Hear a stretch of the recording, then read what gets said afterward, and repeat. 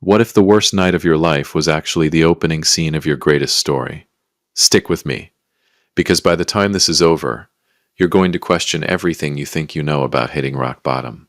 Welcome back to Dad's True Revenge. Grab your snacks, get comfortable, and remember, the people in these stories had every chance to behave themselves.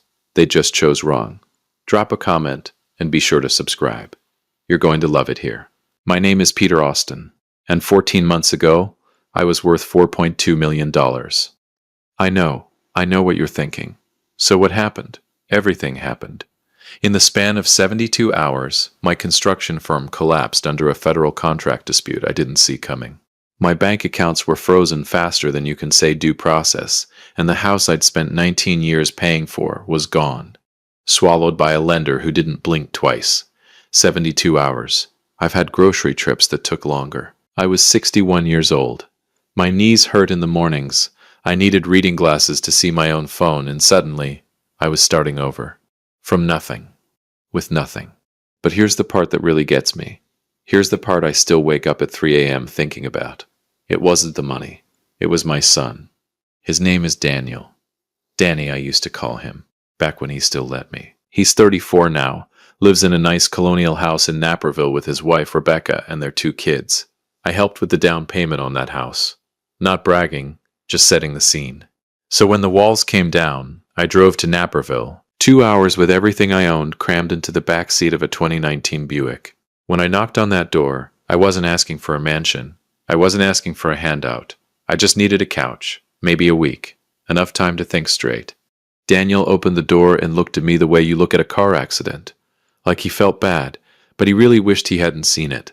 "Dad," he said, already stepping slightly outside, already lowering his voice so Rebecca wouldn't hear. "What are you doing here? My house is gone, Danny." He winced, actually winced, like the word gone physically pained him. "I know. I heard. I'm really sorry about that, I am. But this isn't a great time. This kid whose Little League registration I paid for 17 years straight. This kid whose college tuition I worked double contracts for. This kid who wore a suit to my company's launch party and told everyone, that his dad built things that lasted. Danny," I said slowly, "it's Tuesday. Rebecca she's not really comfortable with. I'm your father." The silence that followed was the loudest thing I've ever heard in my life. Louder than the phone call from my lawyer. Louder than the bank rep reading me the foreclosure terms. Louder than all of it. He looked down at his shoes. "I know," he said. "I'm sorry, Dad." And he closed the door. "Now, I need you to stay with me right here. Because this is the moment. This is the moment that changes everything. And not in the way you'd expect." I walked back to my car. I sat down, I looked at the steering wheel for a long time. And then, I laughed. Not a happy laugh. Not the healthy kind. I laughed the way a man laughs when the universe has made it absolutely abundantly clear that it has a sense of humor and he does not. I reclined my seat, pulled my jacket over my chest like a blanket, and I slept in that car in front of a house I helped buy, in a neighborhood I helped my son get into. You cannot write this stuff. The seats in a 2019 Buick, by the way, are not built for sleeping. I'm just putting that out there. Whoever designed those headrests had clearly never lost everything. There's a product feedback form somewhere that really needed my input. I woke up the next morning to a knocking on my window. My first thought was, cop. My second thought was, great. Now I'm getting a vagrancy citation in my own son's neighborhood. My third thought, when I actually opened my eyes, was that the man standing outside my window did not look like any cop I'd ever seen. He was somewhere in his 60s, dressed in a charcoal suit at 7 in the morning, shoes so polished I could probably see my own disappointed face in them. He had the posture of a man who had never once in his life stood in line. He knocked again, 3 precise, unhurried knocks, and waited. I rolled down the window. "Mr. Austin?" he said. I blinked. "Yeah?" "My name is Gerald. I am the personal assistant to Mr. Raymond Holt." He paused, letting the name land. When it didn't, because I had no idea who Raymond Holt was, he continued without missing a beat. "Mr. Raymond Holt was," he continued, without missing a beat. "Mr. Raymond Holt. Holt has requested the pleasure of your company at his estate this morning. He is quite specific about the timing." I looked at him, then I looked at myself. Jacket, blanket, creased clothes, hair that had clearly negotiated its own peace deal overnight. I'm sorry, I said. Who sent you? Mr. Raymond Holt, sir. And who is Raymond Holt? Gerald blinked, and I got the distinct impression that this was perhaps the first time in his professional life someone had asked him that question. He is, Gerald paused, as if selecting the right word from a very expensive catalog. A man of considerable consequence. He is also, I'm afraid, dying. He has perhaps 3 weeks, according to his physicians. He is finalizing his will and estate arrangements, and he has asked, very specifically, to speak with you before the documents are signed. The morning air was cold. Somewhere down the street a sprinkler system kicked on. I could hear birds, normal Tuesday morning sounds. Nothing about this was a normal Tuesday morning. Gerald, I said carefully, I'm going to be real with you. I just slept in my car. I have no money, no house, no business, and my son just turned me away last night. I don't know a Raymond Holt. I have no idea why a dying billionaire wants to see me, and I look absolutely terrible. Gerald looked at me steadily. Yes, sir. Mr. Holt was informed of your current circumstances, he said, and I quote. Gerald reached into his breast pocket and produced a small, cream-colored card. He read from it without expression. Tell Peter Austin that what he's been through doesn't disqualify him. It's precisely why I want to see him. I read the card myself. Then I read it again. He knows what I've been through. Mr. Holt, Gerald said, folding the card neatly back into his pocket, knows quite a bit about you, sir. And right there, is when the hairs on the back of my neck stood up. Not from cold, not from surprise, from something older than both of those things. Instinct. I followed Gerald's car, a black Mercedes that made my Buick feel personally insulted, for 45 minutes outside the city until we turned through iron gates onto a private road lined with oak trees so old and tall they felt like a statement. The kind of trees that were already standing when your grandparents were born. The estate at the end of the road was the kind of place that didn't show up on Google Maps, the kind of place that didn't need to. I stepped out of my car. Gravel crunched under my shoes. The morning light came over the roofline like something painted. Gerald turned to me at the front entrance and said, One final thing, Mr. Austin. Mr. Holt will tell you something today that will be very difficult to believe. He asks only that you hear him out fully before you respond. I looked at him. What's he going to tell me? Gerald held the door open. His face gave nothing away. That, he said quietly, is for Mr. Holt to say. I walked inside. And nothing would ever be the same again. If you've made it this far, do us one quick favor. Subscribe. A lot of people watch without ever doing it, but it costs you nothing and means everything to us. Thank you, genuinely. The inside of Raymond Holt's estate was the kind of place that made you suddenly aware of every poor decision you'd ever made in your life. Not because it was showy, that's the thing. It wasn't gold fixtures and oil paintings of horses. It was quiet money, the kind that doesn't need to announce itself. Dark wood paneling. Books, actual books, thousands of them, floor to ceiling in the hallway alone. The air smelled like leather and something faintly floral, like someone had cut fresh flowers in a room 3 doors away and the whole house already knew about it. Gerald walked me through it all without a word, his shoes making no sound on the marble. Mine, on the other hand, squeaked twice, loudly. The house judged me. We stopped outside a set of double doors at the end of a long corridor. Gerald knocked twice, waited, then turned to me with the measured calm of a man who had spent decades being unreadable. He tires easily, Gerald said. If he closes his eyes, do not be alarmed. He is listening. Great, I said. Anything else? Gerald considered this. Don't touch the desk. Before I could ask why, he opened the doors. Raymond Holt was not what I expected. I don't know what I expected exactly. Something more dramatic, maybe. A shrunken man in silk pajamas hooked up to machines gasping poetically toward a window. That's how dying billionaires look in movies. Raymond Holt looked like someone's retired geography teacher. He was thin, yes, and pale in the way that has nothing to do with sunlight and everything to do with what's happening inside. He sat in a wingback chair near the window, dressed in a simple navy cardigan, a wool blanket across his lap. His hair was white and neatly combed. His eyes, when they found mine, were sharp. Startlingly sharp.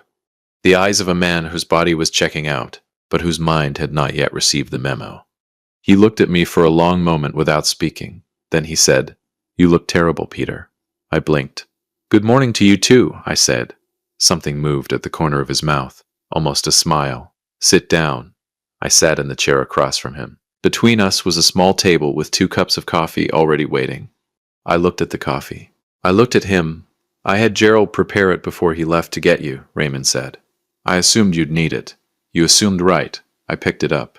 It was still hot. I didn't even question it. When a dying stranger offers you perfectly timed coffee after you've slept in your car, you drink the coffee. That's just survival instinct. Raymond watched me with quiet amusement. Then he folded his hands in his lap and said, I owe you an explanation. You owe me a lot of things, I said, starting with why you know my name. I know more than your name. He reached to the side table and lifted a manila folder. He held it out to me. I know everything, Peter. I took the folder, I opened it, and I stopped breathing. Inside that folder was my life. Not a summary, not a report. My life. Photographs, documents, records. There was a photo of me at my company's groundbreaking in 2009, shovel in hand, grinning like a man who believed in things.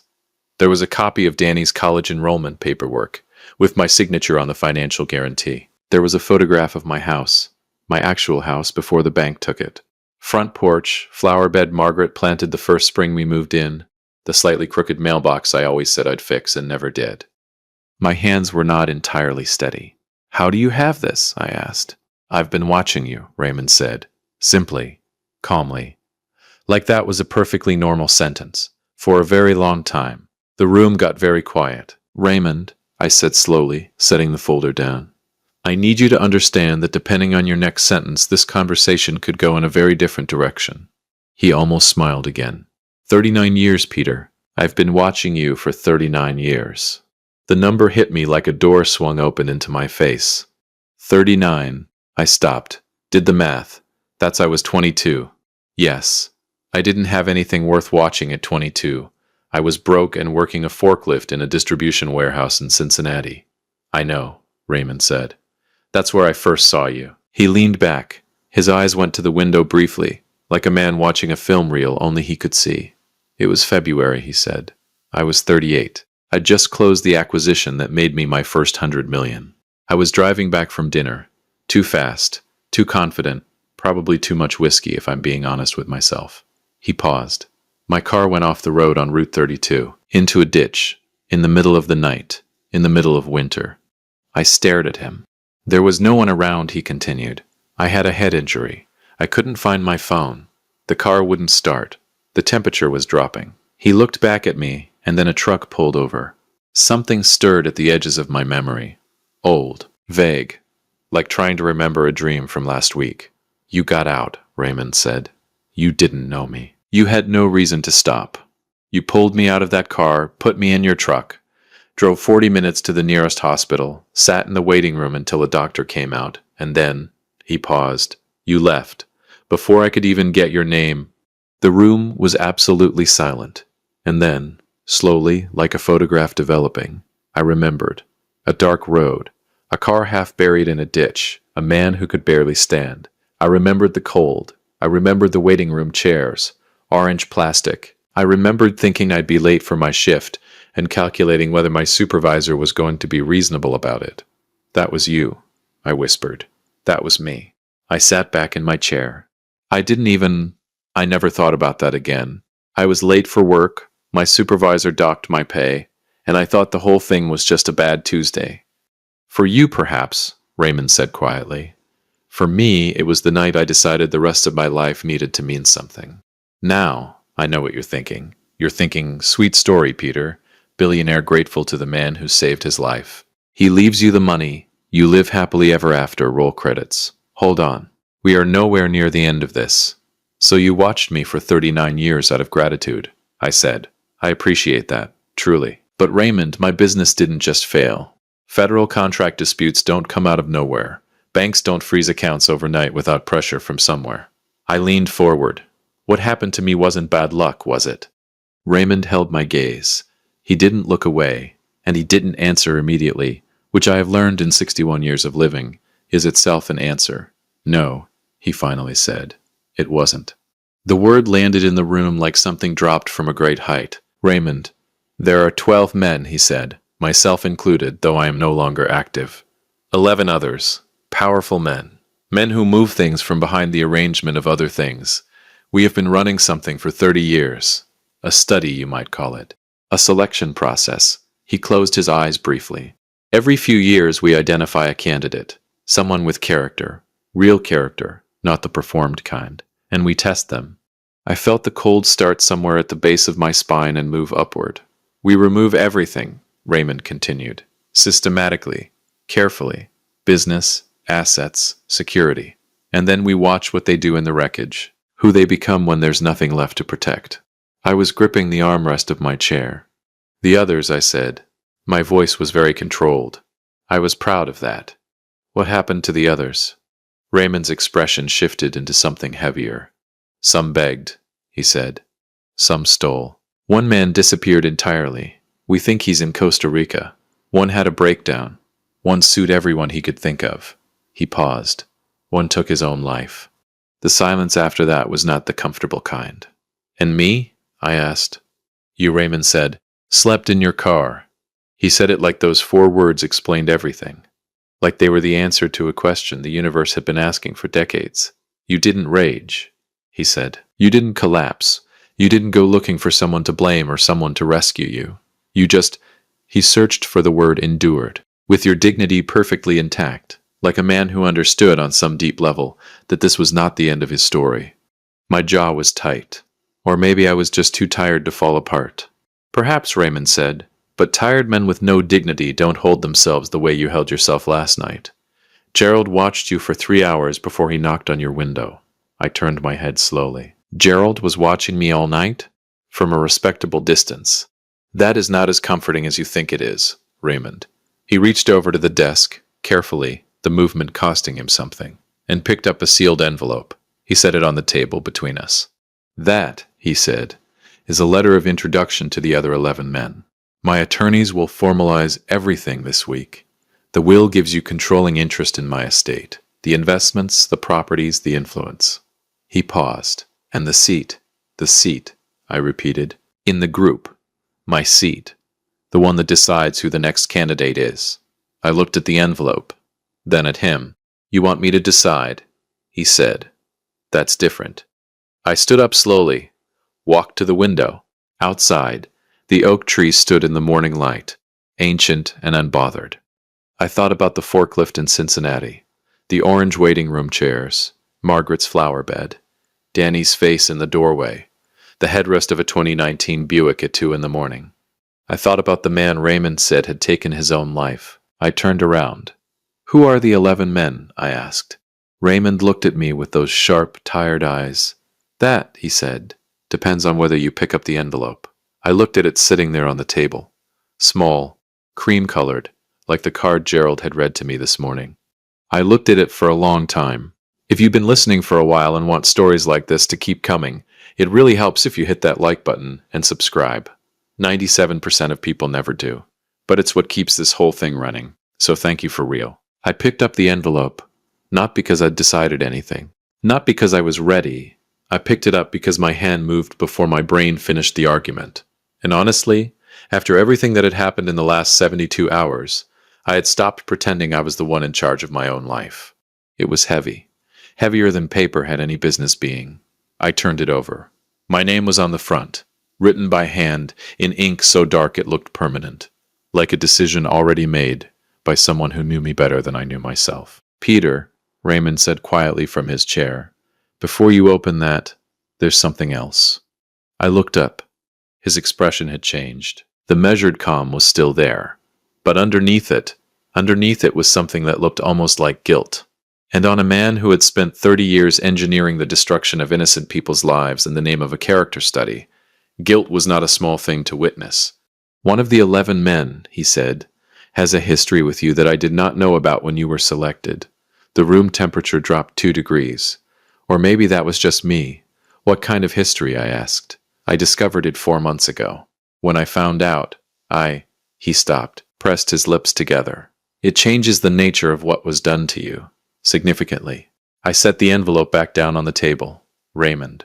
Talk. He exhaled slowly, like a man releasing something he'd been holding for a very long time. His name is Walter Briggs. Now I need you to understand something about the name Walter Briggs. To most people, Walter Briggs is a name on a building. Briggs Capital Group, headquartered in Chicago, 32nd floor, name in brushed gold letters above the elevator bank. The kind of man who gets profiled in magazines that other rich men leave on their coffee tables to impress other rich men. To me, Walter Briggs was something else entirely. Walter Briggs was my business partner for 11 years. My original business partner, before the firm became Austin Construction. Before any of it.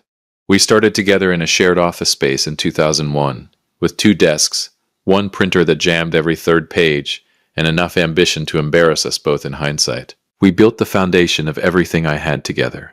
And then in 2008, a year before we were set to go public, Walter quietly sold his stake, took his money, walked out, and never looked back. No fight. No falling out. He just left. Called it a lifestyle change. Said he wanted to go a different direction. I shook his hand, wished him well, and spent the next 14 years building everything alone. I thought he just got bored. I thought wrong. Walter was the one who brought your name to the group, Raymond said. 12 years ago, he nominated you as a candidate. I heard the words. I understood the words individually. Collectively, they were doing something terrible to my chest. He nominated me, I repeated. Yes. His name, the man I started my company with, he sat in a room with 11 powerful men and said, "Let's destroy Peter Austin," and everyone just nodded. It wasn't framed that way. Raymond. My voice came out very quiet. Don't manage me right now. He closed his mouth. Nodded once. The grace of a man who understood when to stop talking. I walked back to the window. The oak trees were still out there, still unbothered.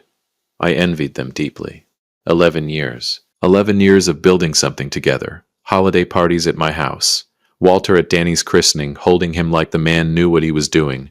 Margaret making her pot roast, because Walter always said nobody cooked like Margaret. 11 years of phone calls and handshakes and the specific trust that only exists between 2 people who built something from nothing together. And the whole time, there was something in him that looked at me and thought, I wonder how much this man can take. I pressed 2 fingers against the bridge of my nose and breathed. Why? I finally asked. Did he tell you why? Raymond was quiet for a moment. Walter told the group you were the most genuinely decent man he'd ever known, Raymond said. He said, and I'm giving you his exact words now. He said if anyone can survive it and come out clean on the other side, it's Peter. He said it like a compliment. I laughed. I couldn't help it. That specific unhinged what is happening laugh that I'd laughed in my car. Outside Danny's house, it came out of me like something escaping. A compliment, I said. He destroyed my life as a compliment. I'm not defending it. Good. Because there is no defense for it. I came back to my chair. I sat down. I picked up the coffee. Cold now, but I drank it anyway because I needed something to do with my hands. And I thought, not about the money. Not about the estate or the will or the 11 men or the seat at the table. I thought about the man in the Costa Rica. I thought about the one who'd had the breakdown. I thought about the one who had taken his own life. I thought about all these men who had stood at the edge of their own wreckage and looked down and made a decision about who they were going to be from that point forward. And then I thought about Walter Briggs on the 32nd floor of a glass building with his name in gold above the elevator. And I thought about the envelope. Raymond, I said, what exactly does the seat give me? Access, he said, to the group's collective resources. Their network, their influence. These are men who move inside the walls of things. Government contracts, financial institutions, media. Combined, they have more quiet power than most people would believe. The person I'd be choosing to test, that decision would be entirely yours. The group doesn't override the nominating member. I nodded slowly. So theoretically, I said, I could nominate anyone. Raymond looked at me carefully. Anyone. And the group would move against that person.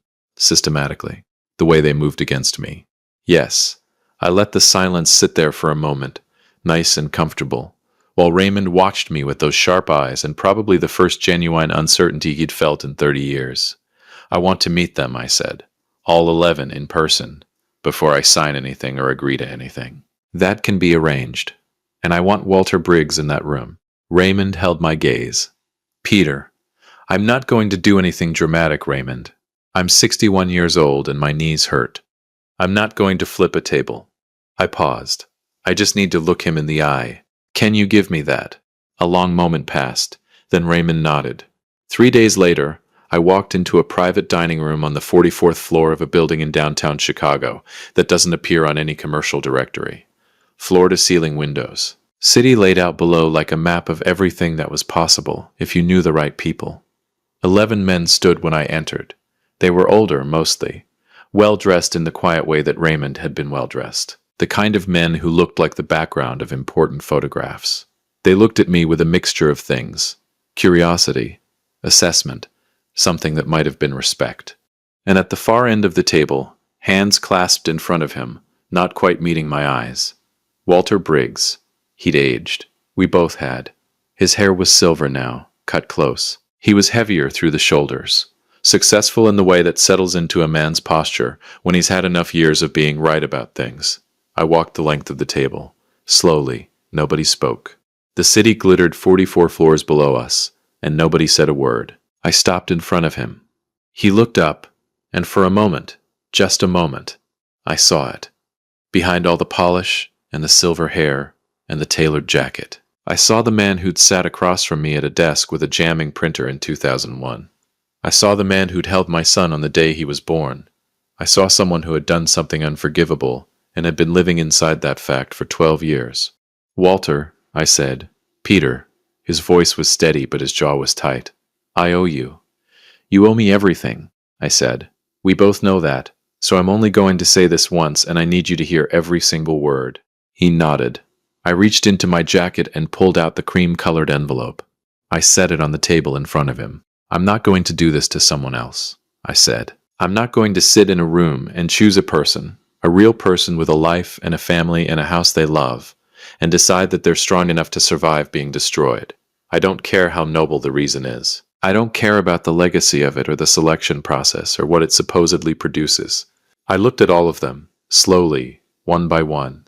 You don't get to decide what breaks a person. You don't get to make that call. The room was absolutely still. The man who took his own life, I said. What was his name? A pause. Then one of the men near the window said quietly, Marcus. Marcus Del Rey. Did he have kids? Silence. Did he have kids? 2 daughters, the man said. I nodded. Then this ends, I said. Not just for me. This group, this process, this whatever you call it. It ends. That's my condition for accepting Raymond's estate. You dissolve the selection process, permanently. And you take the resources, all that collective power and influence you've spent 30 years building, and you redirect it. There are men and women in this country who are losing everything right now through no fault of their own. Real people, not candidates, not subjects. I straightened my jacket. You want to find out what people are made of? Fund them. Back them. Watch what they build when someone actually believes in them. That'll tell you more about character than destruction ever will. Nobody moved. Then Walter Briggs, slowly, like a man making a decision he should have made a long time ago, pulled out his chair and sat down. He put his head in his hands, and one by one, quietly, the others sat down too. I took Raymond's seat. Not to run the selection process. There was no more selection process. I took it because 11 powerful men had just agreed. Some willingly, some because they recognized they had no real alternative, to become something different. And somebody needed to hold them to that. Somebody who had stood in the wreckage and knew what it cost. Somebody who had slept in a 2019 Buick and woke up to find out it was the beginning and not the end. Raymond passed away 11 days later. Gerald called me. I drove out to the estate and sat in the wingback chair by the window for a while. Just the two of us in that room that smelled like leather and flowers 3 doors away. I thought about a dark road in February. A man in a ditch. A kid who stopped because he didn't know not to. I thought about how the smallest moments are always the ones that decide everything. As for Danny, he called me 6 weeks after that morning in Naperville. He'd heard, somehow, the way these things travel, that his father's circumstances had changed. Dad, he said, I've been thinking about what happened, and I want to... Danny, I said, I love you. You're my son, and that will never change. I paused, but I need you to sit with what you did for a little while longer before we talk about moving past it. Can you do that? A long silence. Yeah, he said. His voice was different, smaller. Yeah, I can do that. Good, I said. I'll call you at Christmas. I hung up. Outside the window of my new office, 32nd floor, different building, no gold letters. I didn't need them. The city moved the way cities always move. Urgent and indifferent, and full of people who were one bad Tuesday away from finding out who they really were. I knew who I was. Took me 61 years, a collapsed business, a foreclosed house, one deeply uncomfortable car seat, and a dying billionaire with a manila folder full of my life. But I knew. And sometimes, just sometimes, rock bottom isn't where your story ends. It's where it finally properly begins. If you like this story, join our community by hitting that like button and subscribing for more real, raw, and family-centered stories. And as always, thank you for being a part of this sphere.